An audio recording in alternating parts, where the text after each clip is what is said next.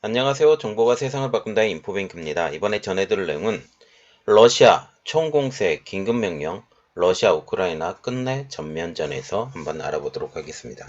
여러분의 구독, 좋아요, 그리고 필요하시면 알람 설정까지 부탁드리겠습니다. 지금 러시아에 대한 우크라이나의 봄철 대반격 작전이 임박했어요. 그런 가운데 러시아가 미사일로 우크라이나에 대대적인 공습을 가했습니다. 이번 공습작전은 푸틴 대통령의 긴급명령으로 진행됐습니다. 그래서 우크라이나 반격 능력을 사전에 봉쇄하기 위한 사전 정지작업으로 보인다는 것이죠. 이에 반발해 지금 우크라이나는 크림반도의 석유 기지에 대한 드론 공격을 했습니다. 이것도 굉장히 큰 의미가 있는데 이것은 조금 이따가 다시 설명을 해드릴게요. 그리고 이번에 러시아와 중국이 평화협정을 맺어야 된다라고 어떻게 보면 우크라이나에 강요를 했는데 이것은 결국 쇼로 밝혀진 것이죠.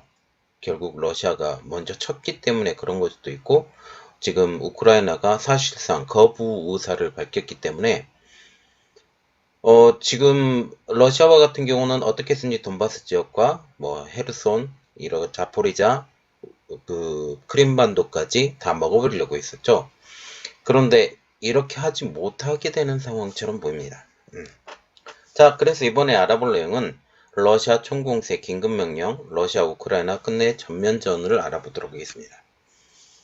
러시아가 지난 28일 새벽을 틈타 우크라이나 수도인 키이우와 중남부 도시에 대규모 미사일 공격을 퍼부었습니다. 러시아군의 이번 공습으로 많은 사람들이 잃었죠. 아이 5명을 포함한 25명 정도가 죽은 것으로 최소 25명 정도 죽은 것으로 지금 알려지는데 이번에 우크라이나의 미사일이 간 지역이 키우, 드니프로, 크레멘추, 미콜라이우 등 우크라이나 주요 도시에 20발 이상의 미사일이 날아들었습니다.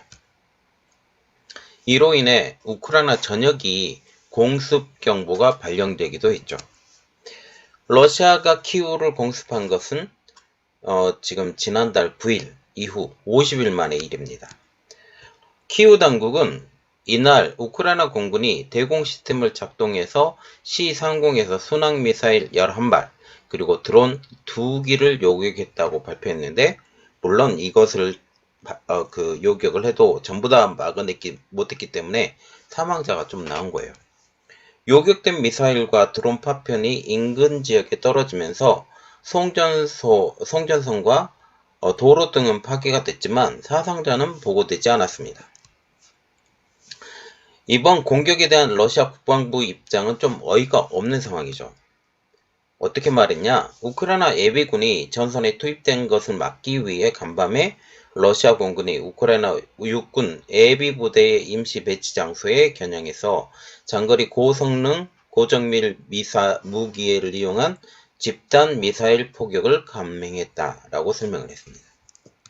이번 러시아 공격으로 어린이 5명을 포함해서 최소 25명이 사망했습니다. 그리고 그 숫자는 점점 늘어나는 것으로 지금 알려지고 있죠. 이고리 코나센코프 러시아 국방부 대변인은 브리핑에서 공격 목표가 달성됐다.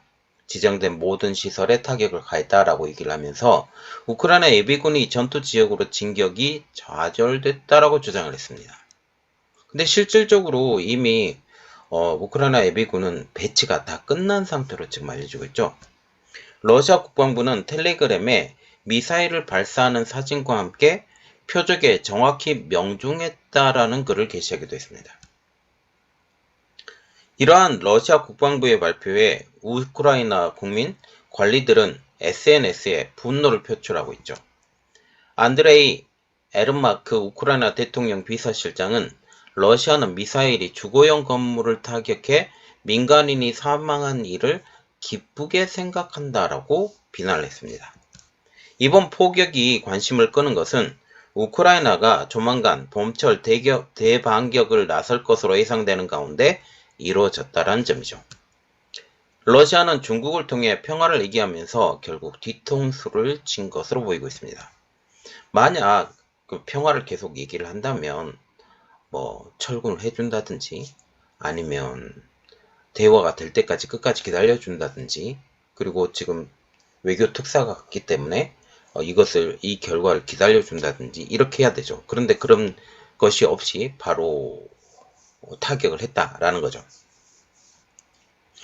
결국 러시아군의 철수 없는 평화안을 거부한 젤렌스키 대통령의 발표가 나오자 미사일을 발사한 것처럼 보입니다. 젤렌스키 대통령이 기본적으로 얘기를 하는 것은 러시아군이 일단 철수해야 된다. 이러한 철수가 없는 평화는 거부한다. 특히 크림반도까지 포함해서죠. 지금 크림반도는 지금 러시아 땅이라고 우기고 있고 지금 중국도 마찬가지로 중국 대사가 이 크림반도가 이 후르시초프가 제2대 서기장이었었는데 후르시초프가 우크라이나에 선물을 준 것이라고 얘기를 했죠. 후르시초프와 같은 경우는 지금 돈바스 지역, 지금의 돈바스 지역에서 어린 시절을 살아냈던 사람입니다. 결국 지금 우크라이나 서기장이 됐고 우크라이나 서기장이 됐기 때문에 제1서기장으로 돼서 사실상 권력을 최고 지도자가 됐던 사람이 후르시초프라는 것이죠. 그러면서 봄철 대반격 전에 선빵을 날리고 우크라이나에 우리도 이렇게 선빵을 날릴 수 있고 아직까지 무기가 있어 라고 보여주는 것처럼 보이는 거죠. 레즈니코프 우크라이나 국방부 장관은 이날 봄철 대반격 발레리 잘루즈니 장군과 참모진에 달려있다 라고 지금 얘기를 하면서 신의 뜻과 날씨, 지휘관의 결정이 내려지면 곧바로 실행할 것이라고 밝혔습니다. 지금 발레리 잘루즈니 장군과 같은 경우는 지금 우크라이나군 최고 사령관입니다. 이분의 결정에 의해서 대징분이 결정될 것이다 라고 얘기를 한 것이죠. 세르게이 쇼이구 러시아 국방장관은 지금 상하이 협력기구가 인도에서 열렸어요. 이 인도에서 열린 상하이 협력기구 국방장관 회의에서 참석해서 미국과 그 동맹국들이 테러의 전쟁을 구실로 중앙아시아에서 군사 인프라를 구축하고 있다고 비판했습니다. 자, 여기서 조금 웃기는 이야기가 뭐냐면 중앙아시아에서 군사 인프라를 구축하고 있다. 누가? 미국이. 지금 아니잖아요. 그런데 이런 주장을 지금 하고 있다라는 점이죠. 또 하나의 문제는 이거예요. 그러면서 키르기스탄, 타지키스탄에 위치한 러시아 군사기지를 중심으로 전투 준비를 강화할 것. 이것은 다시 말하면 키르기스탄과 카자흐스탄의 그 러시아 군사기지에 있는 군사들 그리고 무기들 이러한 것들이 다 우크라이나로 이동하겠다라는 그런 얘기입니다. 대반격에 대비해서 지금 이들을 이동시키겠다라는 그런 의미로 일단 해석이 될 수가 있죠. 아울러 그는 라즈나니 싱 인도 국방장관과 별도 회담을 열고 정부 성명을 통해 국방 분야에서 인도와 파트너십을 강화할 것이라고 거듭 강조했습니다. 이것도 좀 배경이 있어요. 인도 국방장관과 이교했죠. 지금 인도와 러시아와 같은 경우는 지금 냉전 시대가 끝난 다음에 말하자면 소련이 붕괴된 이후에 인도의 무기의 대부분이 어디서 왔냐면 러시아에서 왔어요. 러시아 무기로 됐고 매년 러시아 국방장관과 무기를 얼마나 수입할 것인지, 무기의 배치를 어떻게 할 것인지, 그리고 계속적으로 공동 훈련도 했어요. 그래서 많은 그 군사 무기 자체가 러시아에 의존이 된다라는 거죠. 그런데 조금 특이한 점이 하나 있는데 K9 자주포와 같은 경우는 한국제 무기를 썼다라고 지금 얘기가 나오고 있고 지금 여러 가지 무기가 자급자족을 해야 되겠다라고 지금 얘기가 나온 상황입니다. 그리고 또한 러시아가 점령 중인 크림반도 석유 저장고에서 우크라이나의 드론 공격으로 의한 것으로 추정되는 대규모 폭발과 화재가 발생했습니다. 거대 화염에 휩싸인 현장을 포착한 영상들이 소셜미디어에 속속 공개되고 있는 상황이죠. 아직까지도 지금 불에 타고 있는 것으로 알려지고 있어서 상당히 오랜 기간 탔고 여기에 석유가 다 없어질 때까지 타는 것 같아요. 미하일 라즈보자예프 세바스토폴 시장은 이날 텔레그램에 화재 사진 등을 올리고 그 원인으로 우크라이나 드론 공격을 지목했습니다. 이어서 화재 직후 최고 수준 경보인 레벨 4를 발명하고 18개 소방대를 진화 작업에 투입했다라고 얘기를 하면서 화재로 인한 인명피해는 발생하지 않았고 지역 내 유류 공급에도 차질이 없을 것이라고 밝혔습니다. 우리가 여기서 또 눈여겨봐야 될 것은 지역 내 유류 공급이라는 사실이죠. 이 크림반도에서 지금 이 도시가 차지하는 비중이 상당한데 이번 화재가 러시아가 우크라이나에 대규모 미사일 공습을 퍼부은 직후에 일어났다는 사실이죠. 특히 이번 화재가 발생한 세바스토폴은 크림반도에 위치한 항구 도시로서 최대 항구 도시로 알려지고 있는데 러시아 해군의 흑해 함대의 모항 기지가 있는 곳입니다. 이곳 석유 창고의 파괴, 이것은 결국 지금 러시아 해군의 흑해 함대 모항이기도 하고 여기에 공군기지도 있어요.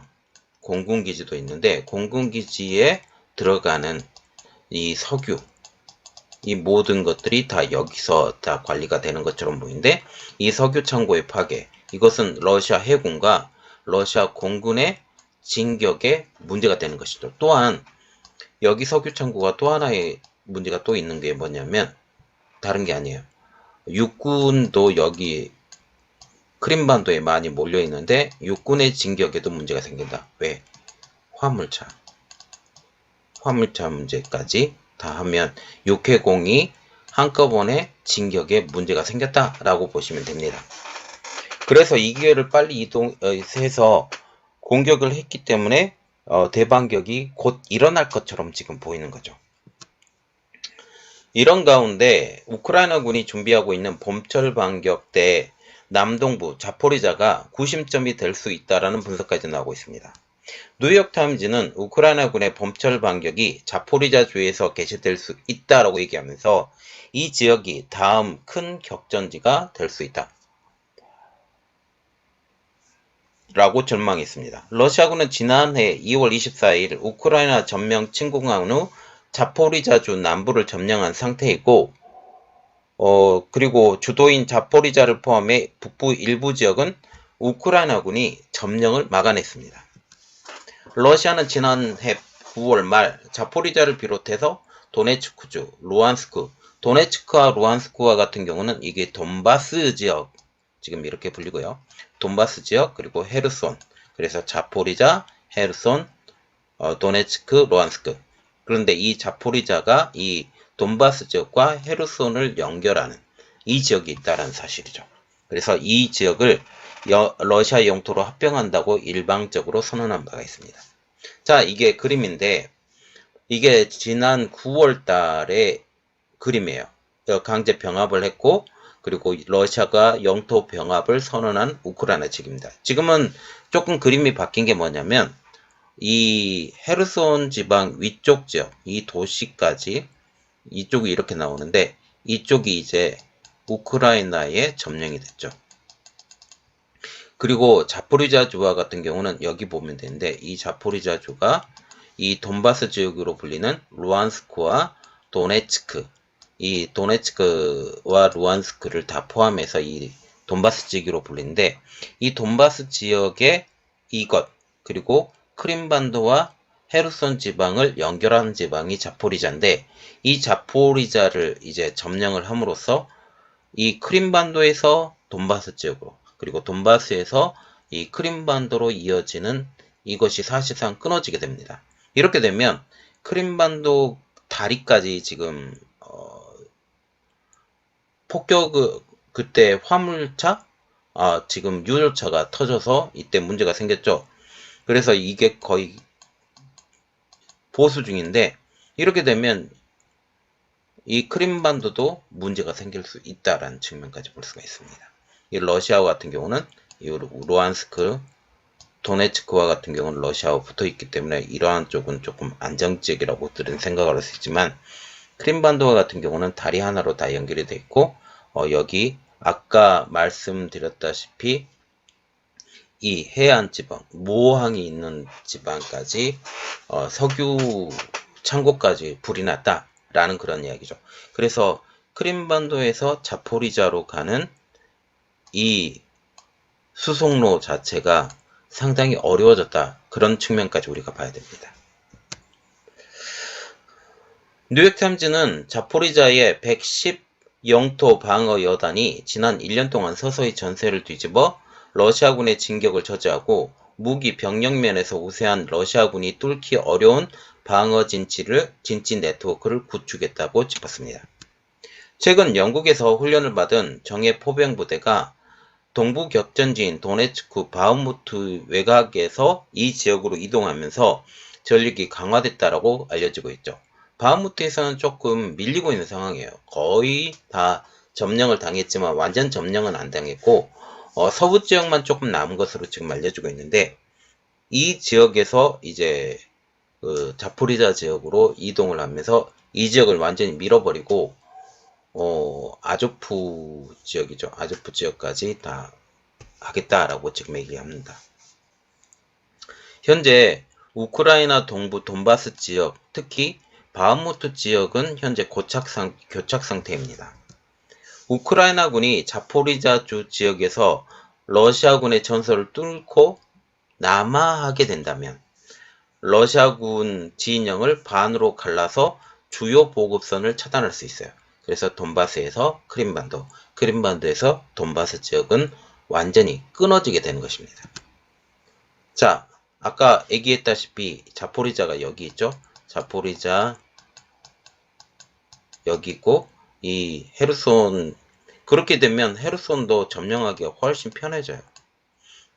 그런데 중요한 것은 헤르손에서 공격을 막고 이 돈바스 지역에서도 이렇게 양공을 맞을 수 있기 때문에 크림반도를 먼저 공격한 것입니다. 특히 여기 석유 저장 창고가 여기 있는데 이 석유 저장 창고를 하면서 이들의 진격을 늦춘 셈이 되는 거죠.